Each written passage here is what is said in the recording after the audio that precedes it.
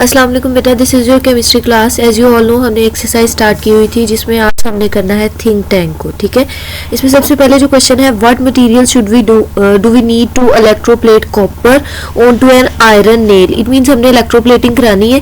किसकी करानी है? आयरन नेल की करानी है। बेटा जिसकी करानी होती है उसे क्या बनाते हैं? कैथोड बनाते हैं, है ना। और जिसको कोड कराना होता है, जिससे आ रही होती है, उसे क्या बनाते हैं? Anode.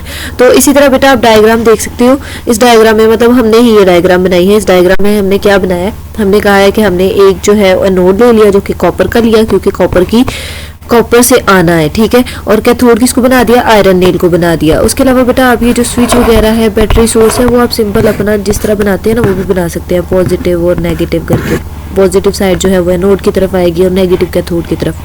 Construct a diagram showing how these material should be arrange. तो इनकी अरेंजमेंट आपने देख ली। इलेक्ट्रोलाइटिक सेल कैसे बनाते हैं, इलेक्ट्रोप्लेटिंग में कैसे हमने टैंक बनाना होता है। एक टैंक की पिक्चर मैंने भी आपको जो है वो पीपीटी जो थी हमने लेक्चर में बनाई थी। हमने कहा था कोई भी चेंज करके, वहाँ पे जैसे सिल्वर लिखा हुआ था तो हम कुछ भी चेंज करके, जैसे कॉपर लिखना है तो कॉपर लिख सकते हैं, आयरन लिखना है तो आयरन लिख सकते हैं। इनके हमें अगर नेल ही बनाना पड़ता है तो हम यहाँ पे नेल भी तो बना सकते हैं ना। ठीक है, तो ये कुछ डिफिकल्ट नहीं है। उसके अलावा उन्होंने कहा इसमें बताओ क्या मटेरियल यूज होगा, तो हमें पता है हमें एनोड चाहिए, कैथोड चाहिए, इलेक्ट्रोलाइट चाहिए। इलेक्ट्रोलाइट किसका चाहिए होता है?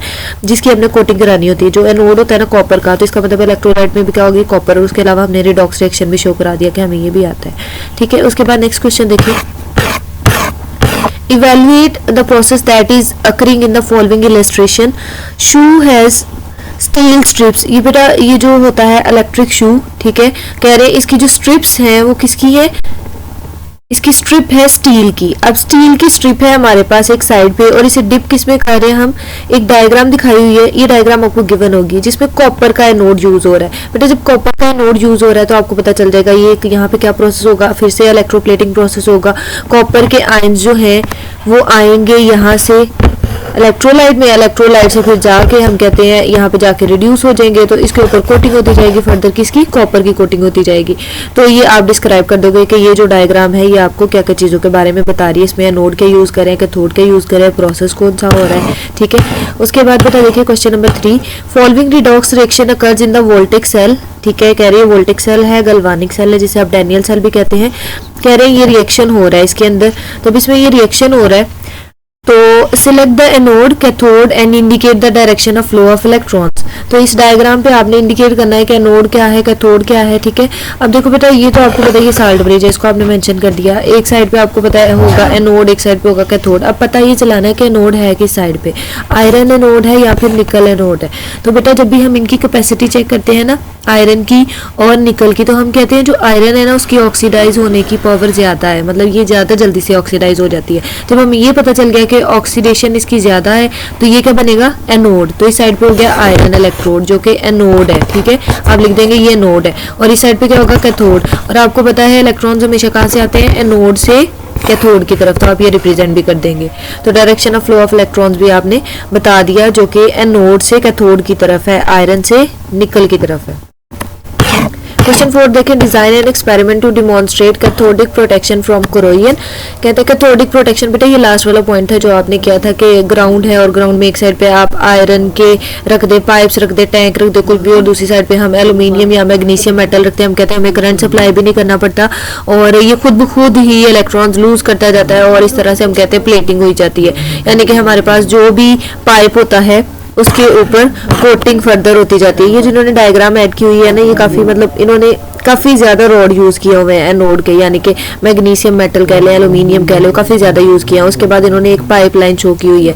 इसके अलावा बेटा आपकी बुक पे भी पिक्चर बनी हुई है और मैंने जब आपको पढ़ाया था ना तब भी एक डायग्राम मैंने ऐड कराई थी। ये ग्राउंड है, एक second,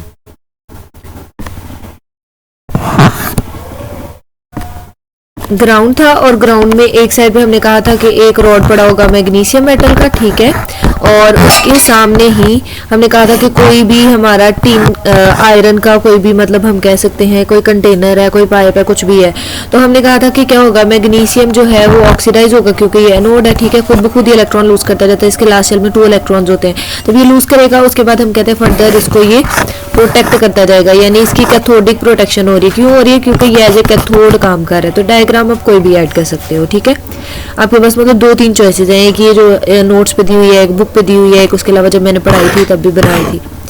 would you expect corrosion to occur more rapidly. अच्छा, उस क्वेश्चन में ना दो पार्ट है। कह रहे हैं how can oil tanks be prevented from corrosion. कहते हैं क्वेश्चन इस तरह से भी आ सकता है कि ऑयल टैंक्स को कैसे कोरोजन से बचाया जा सकता है। तो आपको पता है ऑयल टैंक्स जो हैं वो ऑलरेडी किधर होते हैं, ग्राउंड में ही होते हैं ना, तो उनके आसपास अगर हम मैग्नीशियम मेटल रख दें तो वो उनको जंग इतनी जल्दी नहीं लगती। Question 5, would you expect corrosion to occur more rapidly in desert or in rainforest. Of course बेटा, कहते हैं कहाँ पे ज्यादा जल्दी होगी कोरोजन, डेजर्ट में होगी या रेन फॉरेस्ट में होगी। तो रेन फॉरेस्ट में होगी क्योंकि वहाँ पे पानी होगा, क्योंकि कोरोजन को होने के लिए पानी तो चाहिए होता है। ठीक है, उसके बाद देखिए identify oxidising and reducing agent. ये इक्वेशंस दी हुई हैं बेटा, इनमें आप आइडेंटिफाई कर सकते हैं ऑक्सीडाइजिंग एजेंट और रिड्यूसिंग।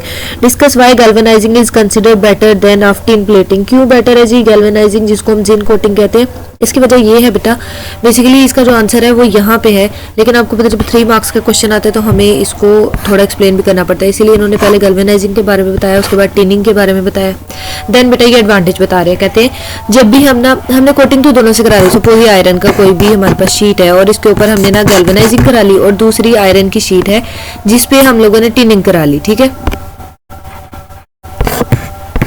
अब होगा क्या, हम कहते हैं जब भी कभी भी ये टिन की शीट क्रैक आ जाता है इसमें, ठीक है, थोड़ी ब्रेकआउट कर जाती है, तो नीचे से आयरन दिखना शुरू कर देता है और आयरन की फिर फर्दर कोरोजन होना स्टार्ट हो जाती है। लेकिन जब इस केस में क्रैक आता है ना बेटा, तो फर्दर हम कहते हैं फिर भी ये जो जिंक है जिसने इसको कोट किया हुआ, इसकी प्रोटेक्शन की हुई है, फिर भी ये इसे कोरोजन से बचाएगी। इट मीन्स ये ज्यादा रिलायबल है, ज्यादा मतलब ड्यूरेबल कह सकते हो, लॉन्ग लास्टिंग है, ये ज्यादा टाइम तक प्रोटेक्ट करती है, कोरोजन से रेजिस्ट कराती है। उसके बाद देखिए explain electroplating of silver. Silver की इलेक्ट्रोप्लेटिंग कैसे हो सकती है बेटा, इलेक्ट्रोप्लेटिंग किसी की भी करानी है तो आपको पता है आप सिल्वर की करा लो तो सिल्वर को कैथोड बना दोगे, और जिस भी चीज से आर है, मतलब जिसकी कोटिंग करा रहे हो सिल्वर के ऊपर, वो एनोड बना दोगे। तो इस तरह आप कहते हो कि सिल्वर का चाहे स्पून ले लो, कुछ भी ले लो, तो उसके बाद क्या होगा जी, हम कहते हैं सिल्वर की कोटिंग होती जाएगी। इलेक्ट्रोप्लेटिंग है ना बेसिकली बेटा, इसको आप पढ़ेंगे तो आपको समझ आ जाएगी, कुछ भी इसमें डिफिकल्ट नहीं है। ठीक है, आपने जिस किया कि आप कहते हो कि एनोड से जो है वो आयंस आते जाएंगे। एनोड क्या है,